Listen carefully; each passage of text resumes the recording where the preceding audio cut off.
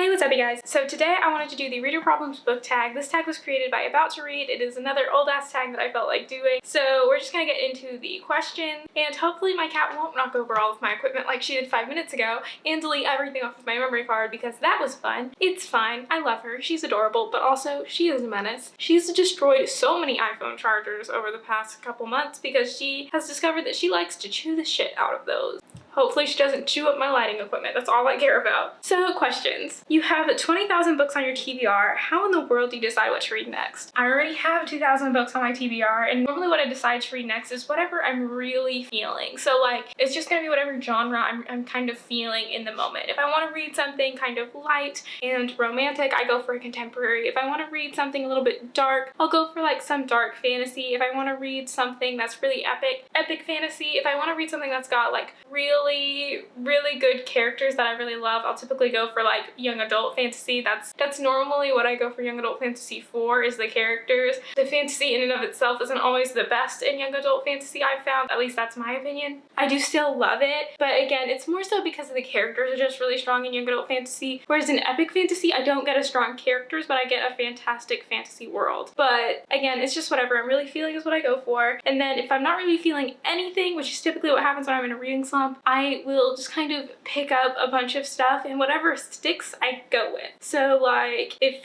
I don't want to read a contemporary, but I pick up a contemporary and it's like, I just put it down and I pick up another book, whatever book it may be, and that's how I go with it. You're halfway through a book and you're just not loving it. Do you quit or are you committed? It depends. If it's a book that I haven't heard a lot about, I'll stop reading it. If it's a book that I have heard a lot about and I want to talk about it, I'll keep reading it. If it's a book like Allegiant where I'm halfway through it and I hate it, I will finish it just for spite because I've gotten that far into the series and I'm like, I've got to just finish it, and I'll finish it just to be spiteful. I kind of did that with The Vows of Bold and Deadly because I didn't really like that book that much, but that's typically how I kind of approach that situation. The end of the year is coming and you're so close but so far away on your Goodreads challenge. Do you try to catch up, and how? Last year is the first year that I really set a Goodreads challenge. I set one this year and I'm hopeful that I'll be able to do it. I don't know, we'll see. But I think that I'm gonna try to catch up if I wind up getting behind. But as to the how, I don't really know how. Probably with like 24-hour readathons or just trying to like find random readathons, because I read a lot during readathons because I'm a very competitive person, and so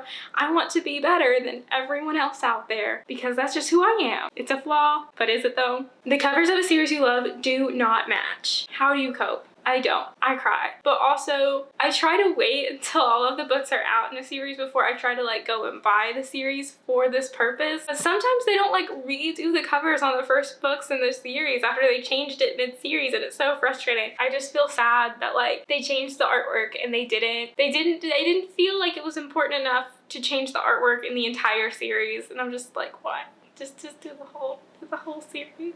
It's more frustrating when I've already bought like the first couple books in the series, then they change it and then they go back and remaster the old ones too, because then I'm like, I can't just rebuy the old ones because that's so much money that I don't have. But like, I want to because I want it for my collection, and it's such a hard place to put a reader in, and it's just rude.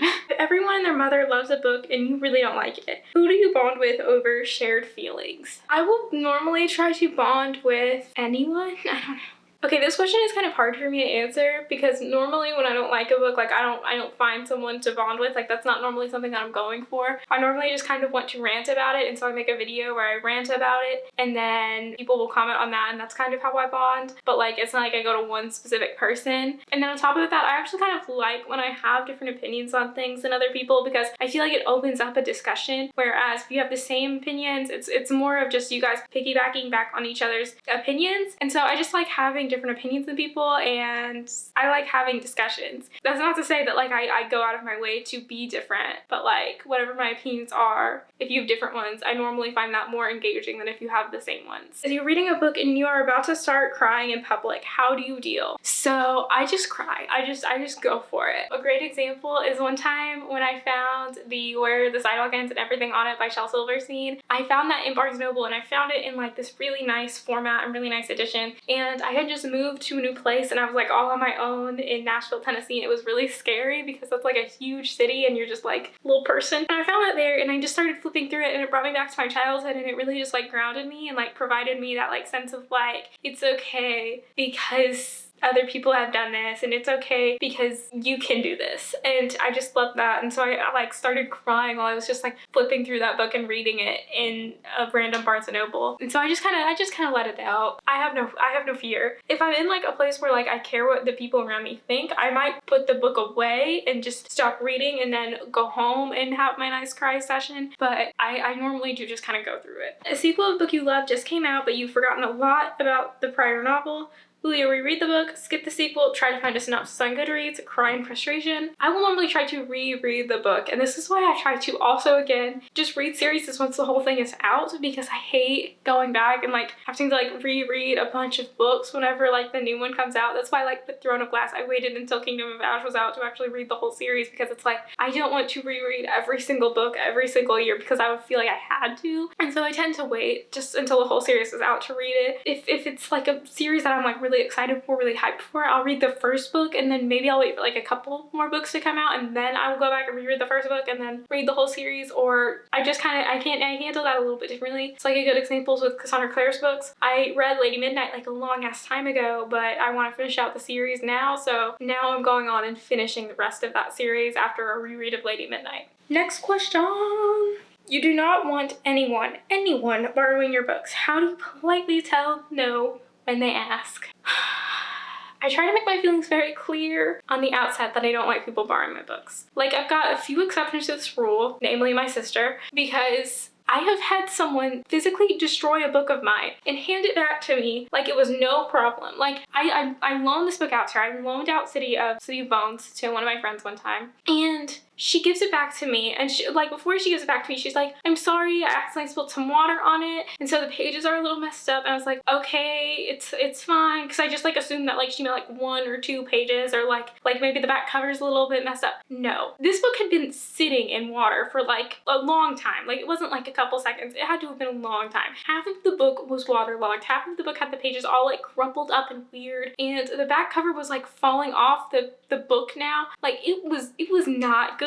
And I was like, what is this? You just destroyed my book and handed it back to me like it was no problem, and you didn't even explain to me the full damage before you were like, oh, I'm sorry. No, get me a new book. Like, that's not kind. Like, you just destroyed someone's property and you're not gonna try to like get them a new thing. Like, it's just common courtesy that if you mess something up of someone, you buy them a new thing. Like, that's just, I don't know, maybe it's just me. Maybe it's just me that's common courtesy for, but like, that's what you do if you borrow something of someone's and you mess it up or destroy it. So I was just very, very frustrated with this situation, and so since then I've never borrowed or loaned books out to people, just because like, no.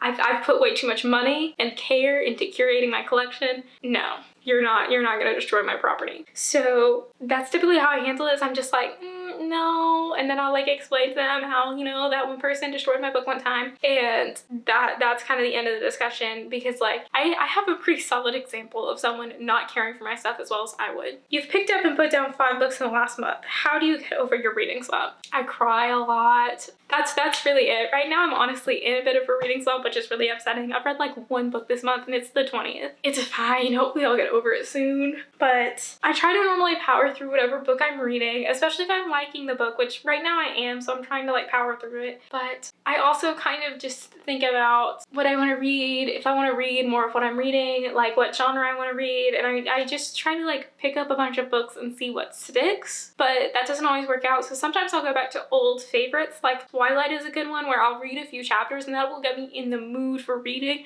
and that'll kind of prime me to read, so that when I pick up the next book, it'll be something that I might want to continue going with, because I've primed myself with that Twilight, or like Harry Potter, or you know, whatever series it is that I'm kind of feeling like would be a good primer like that. And so that's normally how I go about it. There are so many new books coming out that you're dying to read. How many do you actually buy? So this is a tough one. Lately, since I've been reading more on my Kindle app than on like a physical book, I've been just like buying books as I've been reading them. So as far as my eTBR goes, I try not to have any eTBR. Like, if I bought a book on my ebook, I'm gonna try to finish it like nowish. Like, I don't want to just have books sitting on my Kindle that I haven't read. I mean, I don't want that for my physical collection either, but it's a lot more convenient to just buy 1 book at a time on the Kindle, whereas physical book buying, because I don't want to go to the store that often, because I'm an introvert, also because of COVID, but that's a whole other thing. Normally, outside of COVID, I don't want to go to the store because introvert, but I tend to want to just buy all of the books at once so that way I don't have to go to the store a bunch. And so in that case, I typically will buy whatever I find at the store, and that's kind of how that works for me. And after you've bought the new books you can't wait to get to, how long do they sit on your shelf before you get to them? Ooh, a long time. So Kindle-wise, not a long time because I buy those right before I'm about to like read it on the Kindle form. Physical books though, those will sit there for a while, especially the romance contemporary books that I get because I don't read a lot of those, and so those are more just there for like when I need something really light. Like those aren't really there because I had like a specific like I want to read this now kind of feeling, whereas the fantasy books on there are definitely like the I want to read this now kind of feeling, but like when is now gonna be? Who the fuck knows? Like